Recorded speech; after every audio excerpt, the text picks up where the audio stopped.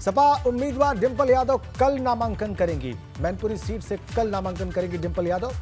सैफई में अखिलेश यादव ने अहम बैठक की है और मैनपुरी के लोगों के साथ अखिलेश यादव ने यह बैठक की है। सैफई में ही है कल डिंपल यादव मैनपुरी लोकसभा उपचुनाव के लिए नामांकन करेंगी। ये बड़ी खबर, ये बड़ी अपडेट, ये बड़ी पॉलिटिकल अपडेट। डिंपल यादव का नाम तय कर दिया, समाजवादी पार्टी ने घोषित कर दिया। आज सैफई में लोगों से मुलाकात की है अखिलेश यादव ने और कल डिंपल यादव नामांकन करेंगे। मैनपुरी कलेक्ट्रेट में नामांकन दाखिल करेंगे डिंपल यादव। मुलायम सिंह यादव के निधन की वजह से मैनपुरी लोकसभा सीट खाली हुई है, इसीलिए वहां पर उपचुनाव हो रहे हैं। 5 दिसंबर को वोट पड़ेंगे। 17 नवंबर तक नामांकन किए जा सकते हैं, लेकिन डिंपल यादव कल ही यानी कि 14 नवंबर को ही नामांकन करेंगी। चुनाव को लेकर के मैनपुरी से जो पार्टी के जिम्मेदार लोग थे, कार्यकर्ता थे, उनको यहाँ बुलाया गया था कोठी पर। अखिलेश यादव ने लोगों से बातचीत की थी। हम उनसे सर अखिलेश जी से आप लोगों की वार्तालाप हुई, मैनपुरी के लेके किस तरह की मीटिंग थी? चुनाव की मीटिंग थी, चुनाव लड़ रहे हैं और क्या बात थी और कोई बात नहीं। कुछ खास बात, डिंपल जी कब नामांकन करेंगी? नामांकन की कोई जानकारी? डिंपल जी नामांकन हमको जानकारी नहीं है। अच्छा, और कितने लोग, कहाँ लोग पहुँचे थे, क्या क्या बात हुई है कुछ? हमें नहीं जानकारी कुछ। तो ये मैनपुरी के कुछ लोग पहुँचे हुए थे हमारे साथ, और भी जो जिम्मेदार लोग हैं वो यहाँ से निकल रहे हैं, उनसे बात करने की कोशिश करते हैं। सर अखिलेश जी ने मैनपुरी उपचुनाव को लेकर आप लोगों को बुलाया था, बातचीत हुई, किस तरह की बातचीत रही है? ठीक रही जी। क्या क्या तैयारी नामांकन को लेकर? डिंपल जी कब नामांकन करेंगे? अब ये भी तय नहीं हुआ है, पार्टी जब तय करेगी तो आपको सूचना दे दी जाएगी। तो ये जो मीटिंग थी वो ख़त्म हो चुकी, लगभग 1 घंटे तक यहाँ मीटिंग चली है और जो मैनपुरी के जो लोग थे उनको बुलाया गया था। मीटिंग ख़त्म हो चुकी है और धीरे धीरे करके कोठी से लोग निकल रहे हैं। जो मैनपुरी का चुनाव है, जो एक प्रतिष्ठा का चुनाव समाजवादी पार्टी के लिए लगा हुआ है, वो यहाँ पर ये जो MLC जा रहे हैं, फिरोज़ाबाद के MLC हैं असीम यादव, वो निकल रहे हैं। तो फिरोज़ाबाद, मैनपुरी और जो आसपास के जो इलाके जनपद थे वहाँ के लोगों को बुलाया गया था। मीटिंग करी गई, मीटिंग ख़त्म हो चुकी है। उसके बाद अखिलेश यादव, जो जानकारी मिल रही, कल डिंपल यादव मैनपुरी में नामांकन करने जाएंगी। मोहम्मद तारिक, ABP गंगा, इटावा। इधर बरेली में भाजपा का मुस्लिम पसमानदा समाज महासम्मेलन है। आज प्रधानमंत्री मोदी को धन्यवाद करने के लिए इस सम्मेलन का आयोजन किया गया है। हजारों की संख्या में पसमानदा समाज के लोग इसमें शामिल हैं। ये बड़ी अपडेट बरेली से, तस्वीरें आप देखिए। पसमानदा रैली बरेली में, महासम्मेलन, और इस सम्मेलन के जरिए प्रधानमंत्री मोदी का धन्यवाद करेगा भाजपा का ये अल्पसंख्यक मोर्चा। पसमानदा सम्मेलन कुछ ही दिनों में ये फिर से एक बार हो रहा है। रामपुर में हुआ, अब बरेली में हो रहा है। इससे पहले लखनऊ में 2 बार हो चुका है अक्टूबर के महीने में। आज की तारीख में एक और पसमानदा महासम्मेलन बरेली में। भारतीय जनता पार्टी का आधा दर्जन मंत्री तकरीबन इसमें शामिल हो गए और बड़ी संख्या यहाँ पर पसमानदा मुसलमानों की पहुंच चुकी है और एक धन्यवाद प्रस्ताव प्रधानमंत्री मोदी को पास करके यहाँ से भेजा जाएगा। मूल विचार भी उन्हीं का था कि भारतीय जनता पार्टी को पहुंचना चाहिए पसमानदा मुसलमानों तक, और उसके बाद ये एक के बाद एक सम्मेलन उत्तर प्रदेश में पसमानदा मुसलमानों को लक्ष्य करते हैं।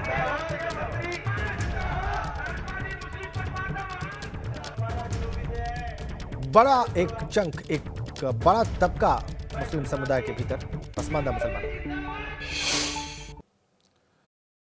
बरेली में राष्ट्रीय मुस्लिम पसमानदा समाज एक विशाल रैली का आयोजन कर रहा है। प्रधानमंत्री नरेंद्र मोदी को धन्यवाद रैली इसका नाम दिया गया है और प्रदेश भर में इस तरीके की रैलियों का आयोजन किया जा रहा है। बरेली में ये इस तरीके की पहली रैली है जिसमें हजारों की संख्या में मुस्लिम समुदाय के लोग यहाँ पर पहुँच रहे हैं। ये देखिए, नेहरू युवा केंद्र का जो ग्राउंड है ये खचाखच भरने लगा है। बड़ी संख्या में लोग यहाँ पर आ रहे हैं और लगातार लोगों का आना जारी है। ये जो ग्राउंड है, यहाँ पे करीब 10,000 लोगों की बात की जा रही है कि करीब 10,000 से अधिक लोग यहाँ पर आएंगे जो प्रधानमंत्री मोदी को धन्यवाद कहेंगे। दरअसल लोगों का ये कहना है कि अभी तक जो अन्य सरकारें रही हैं 70 सालों तक उनके संग से छलावा हुआ है, उनको ठगा गया है।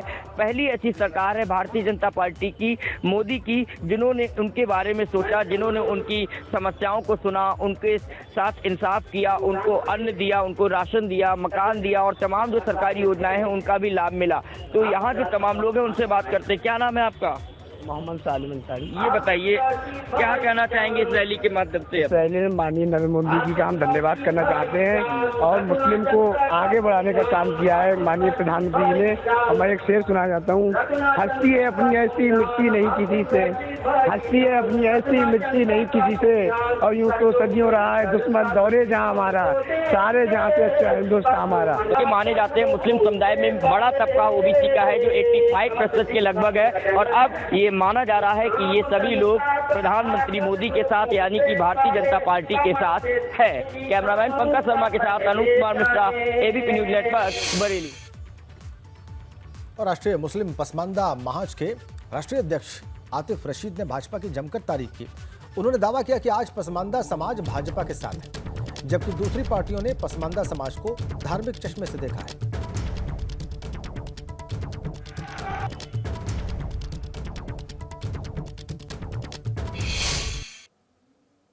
राष्ट्रीय मुस्लिम पसमानदा समाज के राष्ट्रीय अध्यक्ष आतिफ रशीद जी हमारे साथ हैं, उनसे बात करते हैं।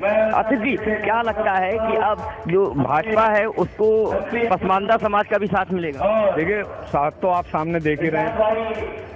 देखिए, ऐसा है कि पसमानदा समुदाय को ये एहसास हो चला है कि अब राजनीतिक रूप से, आर्थिक रूप से और शैक्षणिक रूप से यदि हमको हिस्सेदारी चाहिए तो अब भारतीय जनता पार्टी के साथ हमको चलना होगा।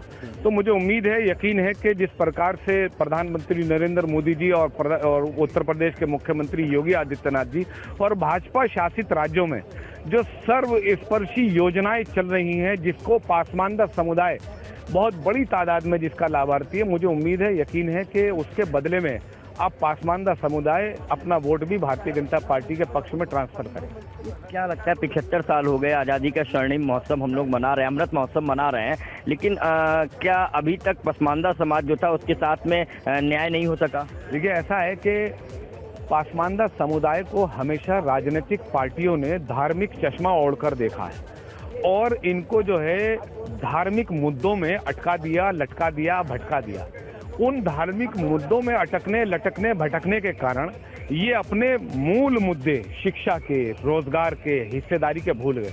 चुनाचे कभी बाबरी मस्जिद के नाम पर, कभी राम मंदिर के नाम पर, कभी हिंदू मुस्लिम के नाम पर, कभी किसी नाम पर इनको वर्गलाना, उकसाना और इनकी भीड़ को आगे कर देना और खुद बंद कमरे में रहना। उसके बाद जो नकारात्मक असर होता था वो इस समुदाय पर होता था। अब ये समुदाय जो है शिक्षा के क्षेत्र में पिछड़ गया, आर्थिक रोजगार के क्षेत्र में पिछड़ गया, राजनीतिक हिस्सेदारी का तो सवाल ही पैदा नहीं होता। तो अब ये जागरूक हो रहा है, तो जो लोग डिवाइड करने की बात कह रहे हैं तो वो उनकी असल में जमीन सरक रही है। तो जब जमीन सरकती है तो इस तरीके का परिणाम आता है। तो देखा आपने कि राष्ट्रीय अध्यक्ष आतिफ रशीद जी का कहना है कि पसमानदा समाज अब मुस्लिम समाज जो है, यहाँ का पूरा जो मुस्लिम समाज है लगभग 85% की भागीदारी है, अब ये भाजपा के साथ खड़ा नजर आएगा। कैमरामैन पंकज शर्मा के साथ Anoop Kumar Mishra, ABP news network, Bareilly.